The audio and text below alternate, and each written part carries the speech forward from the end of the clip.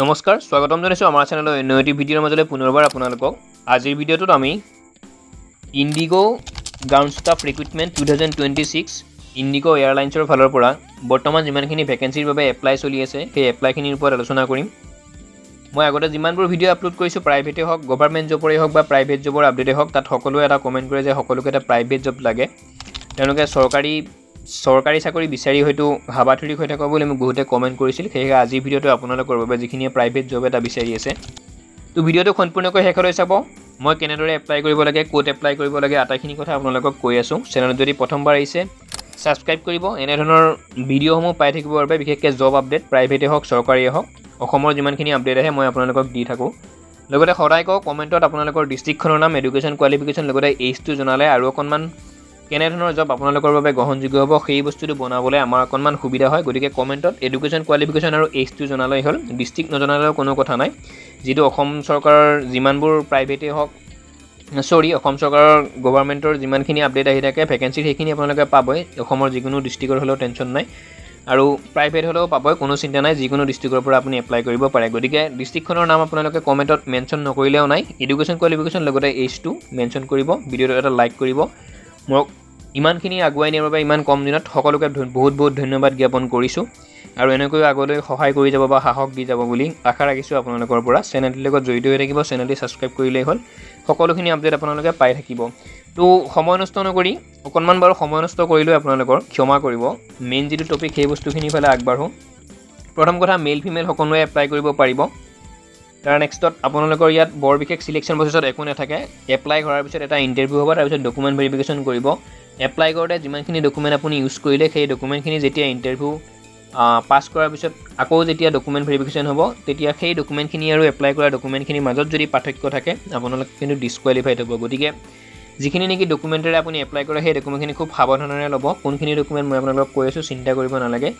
যিকোনো ভাৰতৰ যিকোনো ষ্টেটৰ যিকোনো ডিষ্ট্ৰিক্টৰ কেণ্ডিডেটে ইয়াত এপ্লাই কৰিব পাৰে, 18 পৰা 45 বছৰ এই বয়সৰ সময়সীমা। আৰু মই যিখিনি ইম্পৰ্টেণ্ট বস্তুটো স্ক্ৰীণত দি দিম দেই, ইয়াত এইখিনি লগাই দিছোঁ মই স্ক্ৰীণত। এইখিনি যিটো আপোনাৰ ইণ্টাৰভিউ হ'ব এপ্লাই কৰাৰ পিছত সেই ইণ্টাৰভিউখিনি আপোনালোকক সোধা বস্তুখিনি মই স্ক্ৰীণত লগাই দিছোঁ, ভালদৰে চাই যাব। ইয়াৰ প্ৰতিষ্ঠা কেতিয়া হৈছিল আটাইখিনি বস্তু চাই যাব, আপোনালোকে পাই যাব। টোটেল পোষ্ট 12,700ৰো অধিক পোষ্ট আছে, চিন্তা কৰিব নালাগে। জব লোকেশ্যন অল অভাৰ ইণ্ডিয়াৰ ভিতৰত আপোনালোকৰ হ'ব। এডুকেশ্যন কোৱালিফিকেশ্যন 10, 12 গ্ৰেজুৱেট আটাইখিনিয়ে এপ্লাই কৰিব পাৰিব।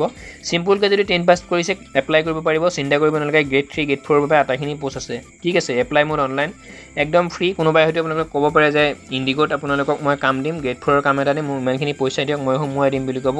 কোনো ধৰণৰ একচেপ্ট নকৰিব তেনেকুৱা কথা। নিজৰ ওপৰত বিশ্বাস ৰাখক, 1 টকাও কোনো কাৰোৰ পৰা পইচা খাব নালাগে, ঠিক আছে। সম্পূৰ্ণ অনলাইন ফ্ৰী। আপোনালোকে ডাইৰেক্ট যদি চিধাকৈ অনলাইন কৰে তেতিয়াহ'লে আপোনালোকৰ তাত কাম পাব, যদিহে আপোনালোকে গ্ৰহণযোগ্য হয়। Who can apply? All India male female সকলোৱে এপ্লাই কৰিব পাৰিব। যিকোনো ষ্টেটৰ পৰা আপুনি যদি ইণ্ডিয়াত বসবাস কৰিছে এপ্লাই কৰিব পাৰিব। 18 পৰা 45 বছৰ আপোনালোকৰ বয়সৰ সময়সীমা, লগতে ৰিলেক্সেশ্যন পাবই। SC STৰ বাবে 5 বছৰ, OBCৰ বাবে 3 বছৰ। ইম্পৰ্টেণ্ট ডকুমেণ্ট আটাইতকৈ গুৰুত্বপূৰ্ণ বস্তু, পান কাৰ্ড লাগিব, আধাৰ কাৰ্ড লাগিব, ফটো লাগিব, ছিগনেচাৰ, এইজ প্ৰুফৰ বাবে চাৰ্টিফিকেট এখন লাগিব। এইজ প্ৰুফৰ বাবে চাৰ্টিফিকেট আপোনালোকৰ মেট্ৰিকৰ এডমিট কাৰ্ড লাগিব, ঠিক আছে। Residence certificate, registered mobile number, voter ID, education certificate, cover resume, CV resume, next caste certificate, ইমানখিনিয়ে ইম্পৰ্টেণ্ট ডকুমেণ্ট। আকৌ এবাৰ মই কৈ দিছোঁ, যিহেতু অকণমান স্পীডত কৰিছোঁ আৰু ইয়াত লিখাও আছে মই দি দিছোঁ। ভোটাৰ কাৰ্ড লাগিব, পান কাৰ্ড লাগিব, ফটো, ছিগনেচাৰ, এইজ প্ৰুফৰ বাবে এখন লাগিব, সেইখন আপোনালোকৰ এডমিট কাৰ্ড হ'ব মেট্ৰিকৰ। Residential certificate, registered mobile number, voter ID, educational চাৰ্টিফিকেটখিনি, CV ৰিজুম, তাৰ নেক্সটত কাষ্ট চাৰ্টিফিকেট ডিজিটেলখন। ইমানখিনি বস্তুৱে আপোনালোকক প্ৰয়োজন, বৰ বিশেষ একো নালাগে। এইখিনি বস্তু খুব সাৱধান, কাৰণ আধাৰ কাৰ্ডত যদি আপোনালোকৰ নাম এটা বেলেগ আছে, স্কুল চাৰ্টিফিকেটত যদি নাম এটা বেলেগ আছে অকণমান প্ৰব্লেম হয়। মই এনেকুৱা প্ৰব্লেম আগতে বহুত ফেচ কৰিছোঁ, মোক বহুতে কমেণ্ট কৰিছিল। সেইটো কাৰণে ADRয়ে হওক বা যিমানখিনি ডকুমেণ্ট ভেৰিফিকেশ্যন থাকে তাৰ আগে পিছে মোক বহুতে কমেণ্ট কৰিছিল যে দাদা মোৰ মাৰ নামটো আধাৰ কাৰ্ডত বেলেগ থাকিল, মোৰ স্কুল চাৰ্টিফিকেটত বেলেগ থাকিল, এইটো প্ৰব্লেম হ'ব নেকি? হয় হ'ব, ডকুমেণ্টত সেইটো প্ৰব্লেম, ভেৰিফিকেশ্যন কৰোঁতে যদি প্ৰব্লেম পায়, অসুবিধা পায়, তেওঁলোকে আপোনাক ৰিজেক্ট কৰিব। গতিকে ডকুমেণ্টখিনি খুব সাৱধান, ঠিক আছে। চিলেকশ্যন প্ৰচেছত বৰ বিশেষ একো নাই, ইণ্টাৰভিউ এটা হ'ব, নেক্সট ডকুমেণ্ট ভেৰিফিকেশ্যন, তাৰপিছত শ্বৰ্ট লিষ্ট কৰিব। যদি আপোনালোকৰ আটাইখিনি বস্তু মিলে আপোনালোকক মাতিব, ঠিক আছে। এতিয়া মেইন কথাটো হৈছে এপ্লাই কেনেকৈ কৰিম। বহুতে কমেণ্ট কৰে যে এপ্লাইটো কেনেকৈ কৰে, সেইটো আমাৰ অকণমান ছিষ্টেমটো থাকি যায়, তো আমি এইটো নোৱাৰোঁ বুলি। চাওক, প্ৰথম ৰাস্তাটো মই আপোনালোকক দেখুৱাই দিম কেনেদৰে এপ্লাই কৰিব লাগে। ছেকেণ্ড ৰাস্তাটো এটাই হৈছে, কম্পিউটাৰ শ্বপত গৈ দোকানত গৈ আপোনালোকে এপ্লাই কৰিব লাগিব। কিন্তু ফাৰ্ষ্ট যিটো ৱে সেইটো মই আপোনালোকক দেখুৱাই দিছোঁ। যিকোনো গুগলত চাৰ্চ কৰিব আপোনালোকে ব্ৰাউজাৰত চাৰ্চ কৰিব ক্ৰমতে হওক যিহেতু নহওক নিজৰ ফোনত কৰিব পাৰিব ঠিক আছে চিন্তা নাই বহুতে কমেণ্ট কৰে যে এপ্লাই লিংকটো ক'ত মই এপ্লাই লিংক আপোনালোকক দিব নোৱাৰোঁ সেইটো আপোনালোক ক্ষমা কৰিব যিকোনো ব্ৰাউজাৰত যাব the job alert small letter লিখিব THEJOBALART the job alert space দি কিনে অনলাইন লিখিব সৰু ফলাত স্মলত ONLINE ইয়াতকৈ মই আৰু আপোনালোকক ভাঙি পাতি ক'ব নোৱাৰোঁ দেই নেক্সট সেইটোত ক্লিক কৰাৰ লগে লগে ফাৰ্ষ্টতে এটা ছাইট খোল খাব ইণ্ডিগো গ্ৰাউণ্ড ষ্টাফ ৰিক্ৰুটমেণ্ট 2026 বুলি তাত ক্লিক কৰাৰ লগে লগে এপ্লাই লিংকটো খোল খাই যাব ঠিক আছে মই আকৌ আপোনালোকক কৈ দিছোঁ যিকোনো গুগলত আপোনালোকে ব্ৰাউজাৰত চাৰ্চ কৰিব দ্য জব এলাৰ্ট স্মলত লিখিব কোনো ধৰণৰ স্পেচ দিব নালাগে THEJOBALART the job alert space দি কিনে অনলাইন লিখিব স্মলত ONLINE ঠিক আছে তেনেকৈ লেখাৰ পিছত ক্লিক কৰাৰ পিছত ফাৰ্ষ্টতে এটা ছাইট খোল খাব সেইটো হৈছে HTTPS ক্ষমা কৰিব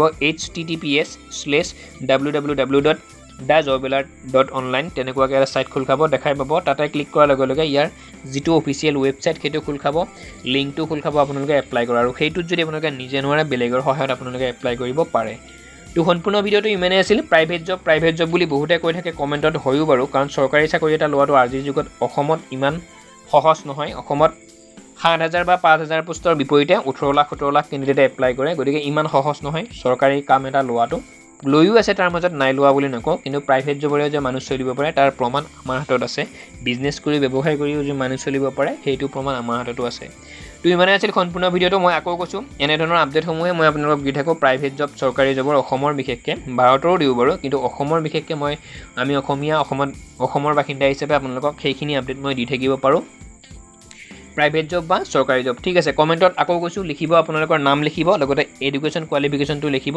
আৰু বয়সটো লিখিলে খুব ভাল কথা নামৰো প্ৰয়োজন নাই এডুকেশ্যন কোৱালিফিকেশ্যন আৰু এজটো লিখিলে খুব সুবিধা হয় আমাৰ এনেধৰণৰ ভিডিঅ'সমূহ বনোৱাৰ বাবে সম্পূৰ্ণ ভিডিঅ'টো ইমানেই আছিল আগলৈ আগুৱাই লৈ যাব বুলি আশা কৰি আজিৰ ভিডিঅ'টোৰ সামৰণি মাৰিছোঁ জয় অসম